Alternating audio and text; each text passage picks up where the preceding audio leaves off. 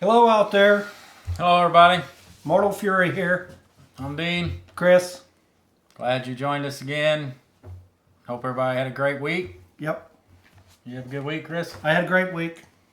My week, no complaints. You know, it was all kind of scripted out, so Yeah. I rolled with it. Yep. That's all we can do. Yeah. That's the condition we're in right now. Right. Speaking of the condition we're in right now, last week we wondered about how many natures we might have. Yeah. So of course all week long I've been looking at this. Well, yeah. We asked the question, or Yeah. I kind of asked the question, how many natures do we have? And I've been looking at this all week. Right.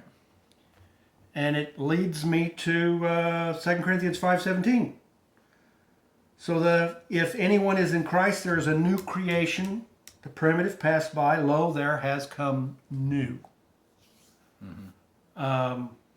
New creation.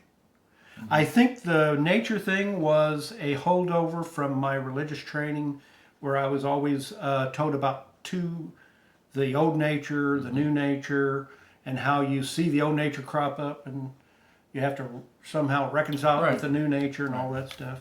Same way.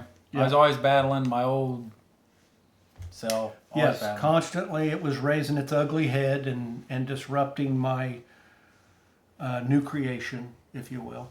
I'm sure a lot of people there listening can relate to that. It was always about rededicate, die to yourself daily. Double your efforts, pray more, read the Bible. Be more thankful for what Jesus has done for you. Be more thankful that God now can look upon his son and he doesn't have to see the bad you, right? Things like that. Yep. So things like that. Well, for me then, what the grace message did, trying to see myself as this new creation, then there was always that little hanger that, well, I had to apply it though to make it work. So I would have to try to apply and allow Jesus to live his life through me. And it was, as you know, it doesn't, I wasn't seeing that. Yeah. I mean, what do we see 24/7? Yeah. What we talked about that last week a little bit. Well, and this is something you do, and I always like when you do this. You'll always ask, "What does Paul say?" And we were talking about Paul in Romans 7 last week, and he was talking about it was not him any longer; it was sin living in him. That's a radical statement. It is a very radical statement. And we're keying in on, he's saying, well, that's just not even me. Right. But Exactly. But he's recognizing sin within the flesh. And we do too. We're subjected to vanity, to sin, to death. Until we shed these mortal bodies, it's 24/7. Right. It seems like. I can't wait to see this sin and all these things set right for once and for all. For sure. Yeah. But we see them and we live with them now. Earlier in the week, I talked to Michael Knotts. Mike, how you doing? And Michael put it away. I told him, I might even use it on the show. He said that sin is all we know. We're immersed in it. It's all we can identify with. It's all we know. He said, it is like a fish only knows water. And I went, I like that. And that's true. But God calls us a new creation. Or, Paul says, Constantly. we are a new creation. Paul addressed he would address these letters to the saints. Right. And yeah, it goes beyond anything in my old way of thinking, saint, sinner, all that. I mean, yeah, new creation is what Paul was on to. Right. And just like we said a couple of shows ago, how the Jewish people have pardon and we have, in the body, we have justification. This concept that we're talking about today, if you look in A. Enoch's commentary, he is talking about... Cut. I think, is that... Getting a call from... no, it's not A. Enoch. Darn it! Hello? All right, we're back. Sorry I had to take the phone call. But we're back. We're going to pick right back up where he's at. I think Chris was getting ready to discuss a little bit about why some of this could be a little confusing. So why do you think, Chris? What is part of, or what are some of the reasons that this topic, might get confusing to even discuss? Why is it so difficult? Well, we would go back to some of our earlier shows where we taught on it matters, and we're talking about Two evangels. two evangels, Yeah. and with those evangels, we have different expectations. Right. The Jewish expectation is a millennial kingdom here on earth, and we are going to be reconciling the heavens with Jesus as the head of our body. Fascinating. Incredible stuff. Check out all of the Ephesians, stuff like that. See what, Oh my go gosh, ahead. Go ahead. incredible. Yeah. One of the interesting things that I uncovered looking up at 2 Corinthians 5:17 in a commentary is he brought up that the creation, being a new creation, is specific to our evangel, Paul's evangel. Mm-hmm. We are being equipped for our work in the celestials by becoming a new creation. And the difference for the other gospel is a rebirth for them. You remember that in John chapter 3, Nicodemus is talking to Jesus, and Jesus says that he has to be born again. And it is a renewal of the man, and that was their part of their expectation for their earthly existence in the millennial kingdom. Mm-hmm.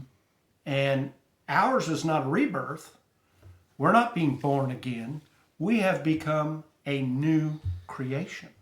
Yeah. That's enormous Right. difference. Some of the struggle, like I said, I had 30 years of it. Chris had 30 something years of immersed in trying to learn the scriptures. But when Yes. you mix all that together, I mean, yeah, of course, my background, it was easy to say, are you a Christian? Are you a born again Christian? Born Gotta be a again. born again Yeah. Christian. Yeah. All that language, and never really dissected what it really means. It's fascinating what it means. Right. We're not taking anything away from what's going to happen in that millennial kingdom. In fact, it's incredible. It's incredible to read about it, and awesome to read about it. And our expectation is beyond our wildest dreams. We can't even relate to it. We can't wait to shed this mortality because I'm tired of seeing 24/7. Right. You know, the sin that we see and deal with within ourselves. So can't wait to shed it, Right. and get on to other things. And that new creation that we are now, when you go to 1 Corinthians 15, I think it's like 51 through 54, those verses, we're going to find out at the snatching away that this can't go to the celestials. We put on immortality, incorruptibility. That's how radical the difference is. Nowhere in Paul's letters are we told that we are born again or we have to go through a rebirth. Nowhere in the Israel evangel, Peter's evangel, is there talk of a new creation for the Israelites. These are two distinct differences. Both of them preparing us for our future work. Right. You know, and just what he said, the difficulty lies in how it's being taught in our religious systems. Yeah, it confuses it. And they've mixed them. Right. They've blended them together and tried to come out with a message on how that fits together, and it doesn't. It really doesn't. Right. It's like trying to fix a Honda with Toyota instructions. Mm-hmm. It matters. That's something It matters. It matters to separate these things out. There again, the intentions are good from the best people we know, and we did that. We were doing those things there. So we would just encourage you to look into or hear from us that we think this news it's better than we could ever even imagine or expect what's going to happen. So, look into these things for yourself. They are really simple. I think the mixing makes it confusing. Right.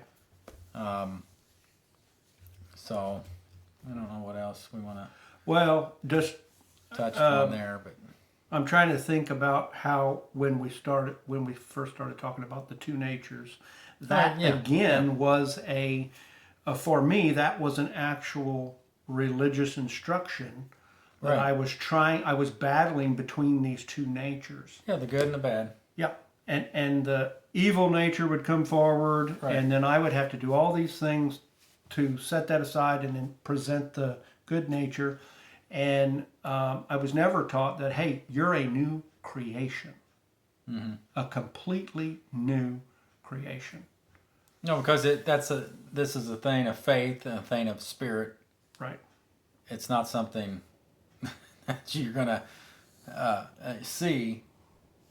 You know, just No, in not our not we in the see that's relative, back to the no. Romans 7. Paul, Yeah. what he's dealing with there. Yeah. So, but yeah, we're gonna see it in full here soon. Yes, for sure. Right. So I don't have any more to add to that. No, I don't think any more. What are we gonna talk about next week? I don't know.